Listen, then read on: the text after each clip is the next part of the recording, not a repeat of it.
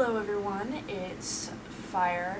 I am here to do a wound and scar tutorial because apparently people really love the way that my scars look for like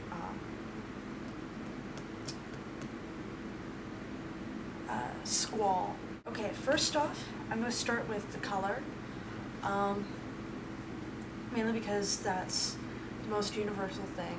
I know other people do scars and wounds other ways, but this has got me some interesting comments. Like, I had to stop at a gas station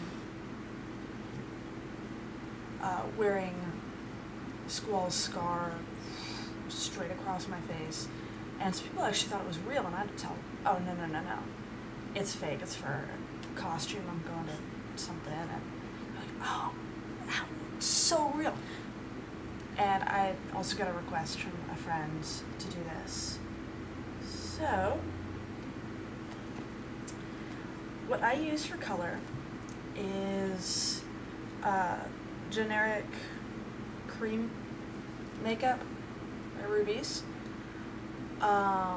It comes in these little tubes.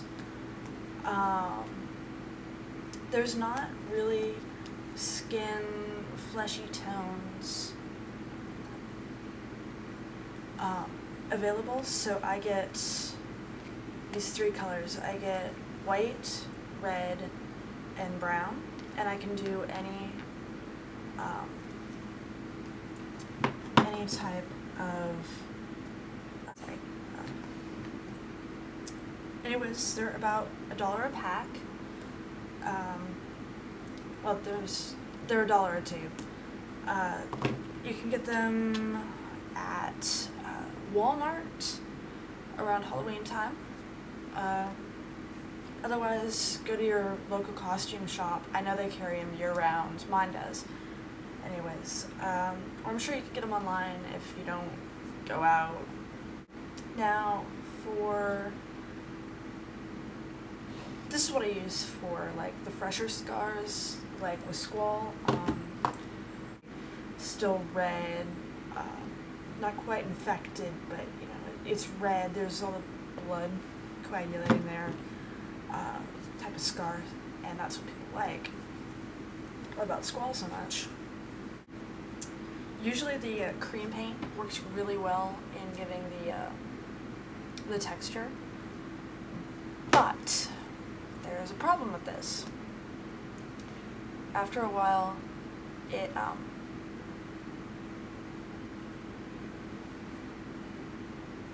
flattens, and the colors mix and they blend, and you lose all the texture that you got. I actually found out that if you spray it with hairspray, it will actually hold the colors a lot better, but you still lose a little bit of the texture. So for texture, I use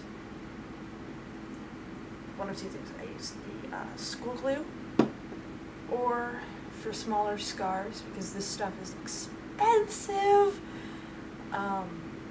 I use the liquid latex by Spirit.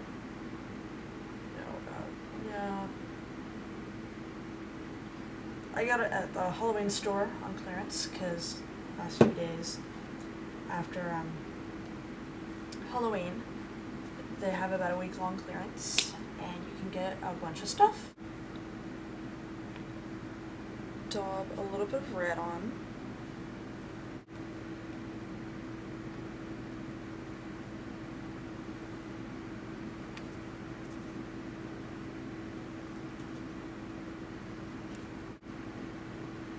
Okay, so I did not need that much brown, but it came out kind of fast. The brown always does.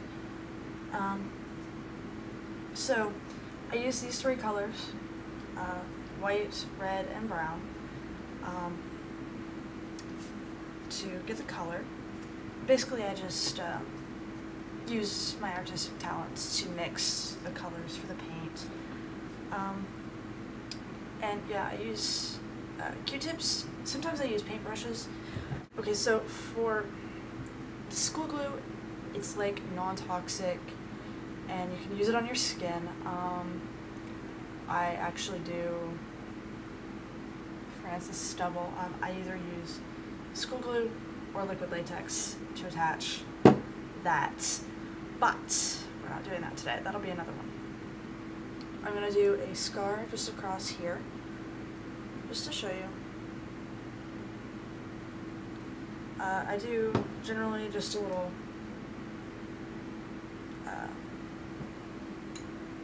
little line, and I kind of daub it in. This is also how I do Reno, because this, it gives you a little bit of texture.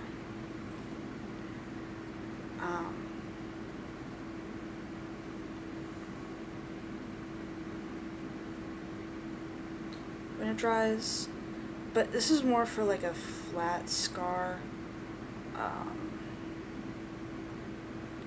You can blend it in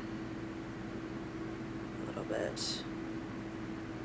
It's gonna have a little bit of texturing when it dries. You can blow on it.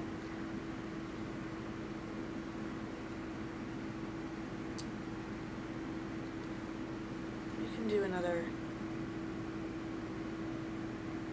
more on it to give it more texture, more depth. I like to, as it dries, just touch. So just push it towards the middle, because the center should be more raised, because that's where your scabbing is going to be. You can daub it with a napkin and get a little more texture going on.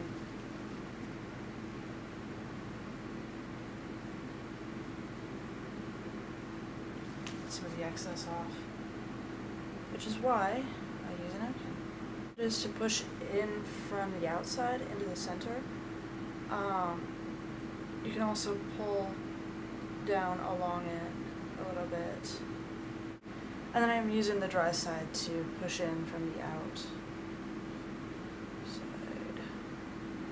I know this is not the best tutorial. I don't usually do tutorials, so. Now some people say use a string and a napkin or something to do really raised scars. I don't usually do that. This is something that I put across my face for squall. It looks fresh. It looks just fine, especially for convention wear.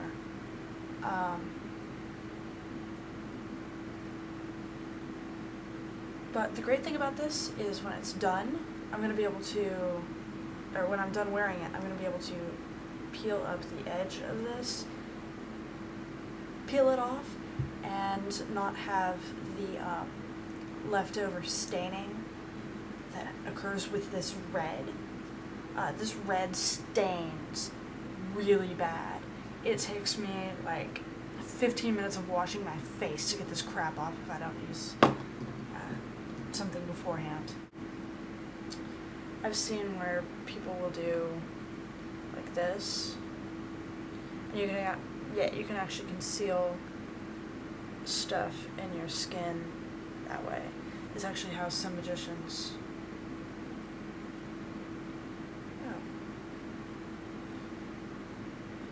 Squeezing that also gives me a little bit of texture of the scar being pressed together.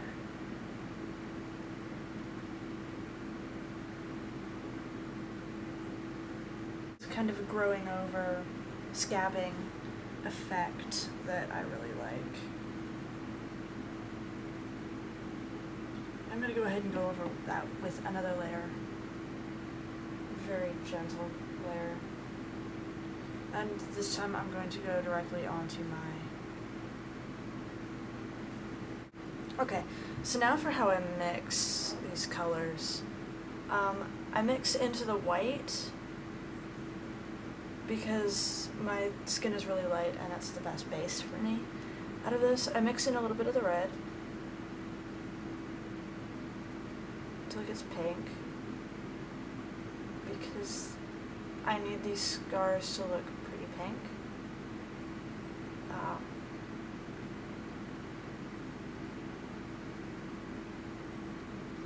Not, ooh, it's pretty pink. No, I need it to look very pink because the red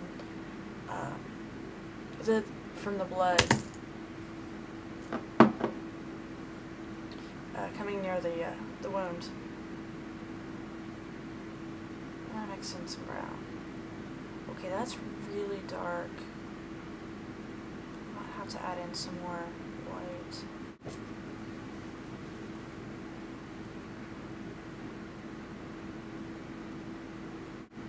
And if you have a little bit of minor colors looking different in between, that's okay, because it'll actually make the scar look a little better. So this is going to be my outer color, and I'm just going to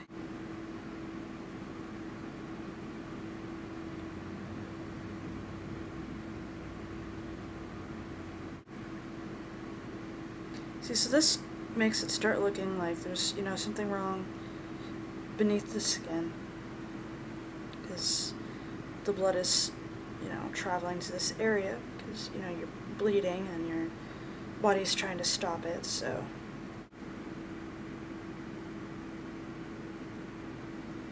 And this is a layer that you blend into your skin. But it's starting to look a little red and irritating. I'm going to add in some red, and then the brown. So this should be a little darker, a little more scabby.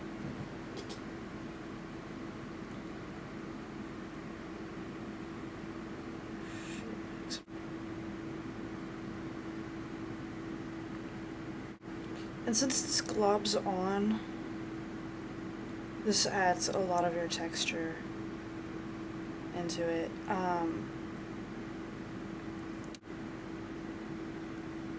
So you could start globbing it on, and that will create a lot of your initial texture. And if you're going to do photos quickly, then that's probably a good way to do it. But getting closer to where the actual, like,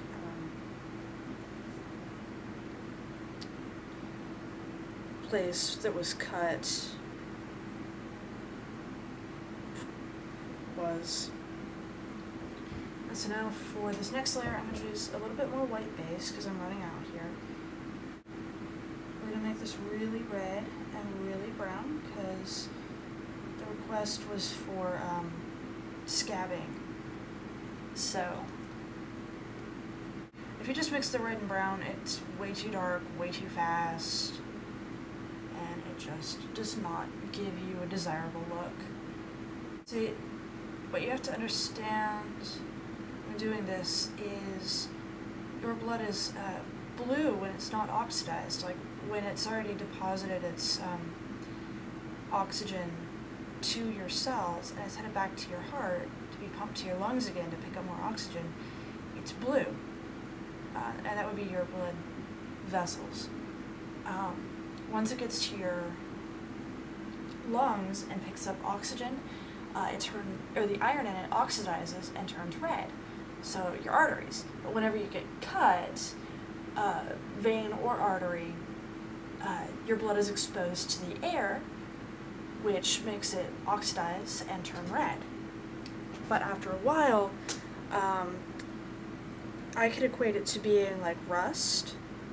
So you want to get a really rust color for your scabs, but more along the lines of brown, which is what I've done here. And I go down the center with this.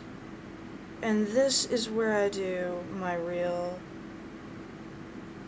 textures. Because if you've ever even looked at a scab, it's raised where the blood is like gone over and oxidized and, you know, turned brown. And so it needs to be raised and it needs to look like scab. This color is actually a little more purple than I like. I usually do this on my face, so it's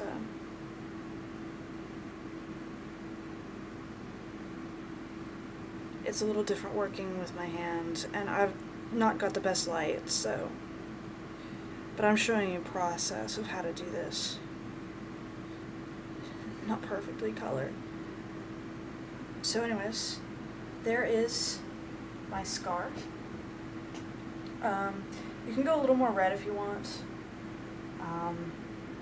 I usually would.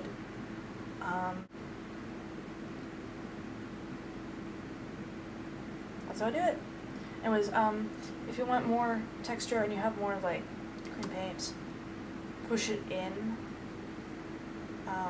and blend a little more. I didn't do too much blending on this. And then if you want it to stay, hairspray it.